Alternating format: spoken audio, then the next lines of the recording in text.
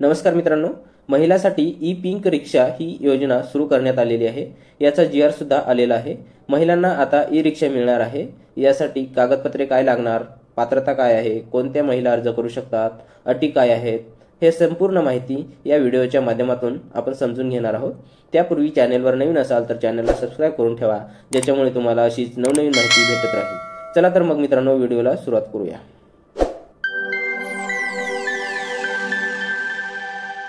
मित्रांनो, तुम्ही पाहू शकता, राज्यातील गरजू महिलांना रोजगारासाठी पिंक गुलाबी ई रिक्षा उपलब्ध करून देण्यास मान्यता देण्याबाबतचा हा GR 8 जुलै 2024 या दिवशीचा आहे। महाराष्ट्र राज्य आणि सन 2024-25च्या अतिरिक्त अर्थसंकल्पात पिंक ई रिक्षा 17 शहरातल्या 10,000 महिलांना रिक्षा खरेदीसाठी अर्थसहाय्य करणार आहे।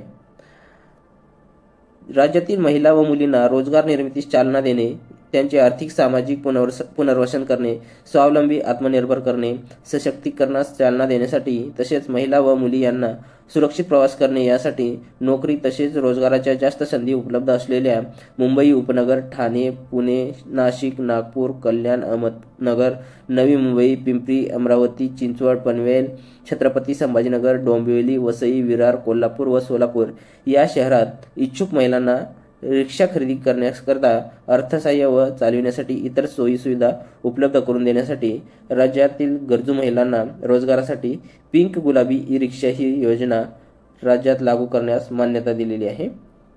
राज्यातील हे प्रमुख शहर आहेत, ज्याच्यामध्ये 10,000 लाभार्थी हे निश्चित केलेले ते आपण पाहूया।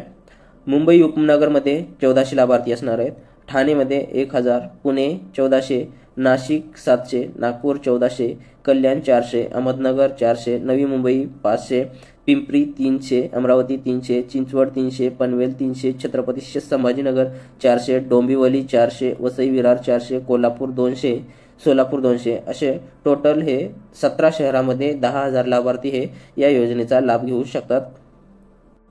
या योजनेचा उद्देश आहे राज्यातील महिला व मुलींना पुरेशा सोयी सुविधा उपलब्ध करून रोजगार निर्मितीची चालना देण्यासाठी ही योजना आखलेली आहे। त्याचे आर्थिक सामाजिक पुनर्वसन करणे, राज्यातील होतकरू मुली व महिला स्वावलंबी आत्मनिर्भर करणे, राज्यातील महिला व मुली यांना सुरक्षित प्रवास करता यावा यासाठी राज्यातील महिलांना व मुलींना सशक्तीकरणास चालना मिळावे या योजनेचे स्वरूप पाहूया। ई रिक्षाची किमतीमध्ये सर्व करांच्या GST, registration, road tax etcetera समावेश असणार आहे। नागरी सहकारी बँका, जिल्हा मध्यवर्ती सहकारी बँका, राष्ट्रीयकृत बँका, अनुज्ञेय असलेल्या खाजगी बँकांकडून ई रिक्षा किमतीच्या 70% कर्ज उपलब्ध करून देण्यात येणार आहे। राज्य शासन हे फक्त 20% आर्थिक भार उचलणार आहे। योजनेची लाभार्थी महिला, मुली यांच्यावर 10% आर्थिक भार असणार आहे। कर्जाची परतफेड हे 5 वर्ष 60 महिने ही करायची आहे। तर मित्रांनो, टोटल हे 70% आपल्याला कर्ज करून देणार आहे सरकार आणि तो कर्ज 5 वर्ष आपल्याला फेडायचा आहे आणि 10% जी काही रक्कम असेल ती आपल्याला भरावी लागणार आहे। या योजनेचे लाभार्थी आहेत तर राज्यातील गरजू मुली व महिला या योजनेसाठी लाभार्थी राहणार आहेत। योजनेच्या लाभार्थ्याची पात्रता पाहूया। लाभार्थ्याचे कुटुंब हे महाराष्ट्र राज्याचे रहिवासी असणे आवश्यक आहे आणि जी लाभार्थी आहे त्या अर्जदाराचे वय हे 18 ते 35 वर्ष असायला पाहिजे। त्याच्यानंतर योजनेचा लाभ घेण्यासाठी अर्ज करणाऱ्या लाभार्थ्याचे बँक खाते असणे आवश्यक आहे। लाभार्थी कुटुंबाचे वार्षिक उत्पन्न हे 3 लाखापेक्षा जास्त चालणार नाही। लाभार्थ्याकडे वाहन चालक परवाना असणे आवश्यक राहणार आहे।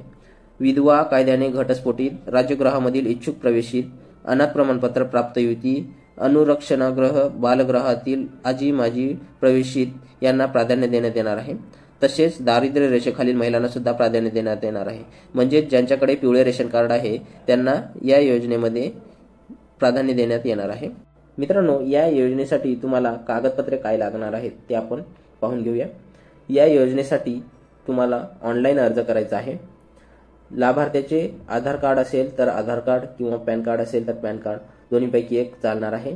महाराष्ट्र राज्याचे अधिवास प्रमाणपत्र, आता अधिवास प्रमाणपत्र म्हणजे डोमासाईल प्रमाणपत्र ते लागणार आहे।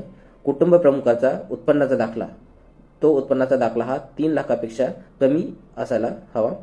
त्याच्यानंतर बँक पासबुक, पासपोर्ट आकाराचा फोटो आणि मतदान ओळखपत्र त्याच्यानंतर रेशन कार्ड, चालक परवाना म्हणजे ड्रायव्हिंग लायसन्स आणि सदर रिक्षा ही लाभार्थी महिला चालवते म्हणजे महिलाच रिक्षा चालवणार आहे याचं हमीपत्र आणि अटी शर्तीचे पालन करण्याबाबतचे हमीपत्र हे तुम्हाला इथे लागणार आहे। या योजनेची लाभार्थीची निवड ही लॉटरी पद्धतीने होणार आहे। लाभार्थी महिला ही रिक्षा घेऊन तोच रिक्षा चालवत नसेल, तसेच कर्जाची रक्कम परतफेड करत नसेल तर जिल्हा महिला बाल विकास अधिकारी यांच्याकडून बँकेशी चर्चा करून नियमानुसार आवश्यक ती कारवाई ही तुमच्यावर करण्यात येईल। या योजनेच्या अटी व शर्ती पाहूया। सदर योजनेअंतर्गत लाभार्थी महिलेला या योजनेचा लाभ एकदाच घेता येणार आहे। सदर लाभार्थी महिलेने शासनाच्या इतर विभागामार्फत राबविण्यात येणाऱ्या ई रिक्षा योजनेचा लाभ घेतला नसावा। लाभार्थी महिला कर्जबाजारी नसली पाहिजे।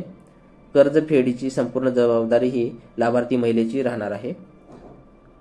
या योजनेसाठी ज्या इच्छुक महिला असतील त्यांनी जिल्हा महिला व बाल विकास अधिकारी यांच्या कार्यालयाला अर्ज करतील, तेथे अर्ज करायचा आहे।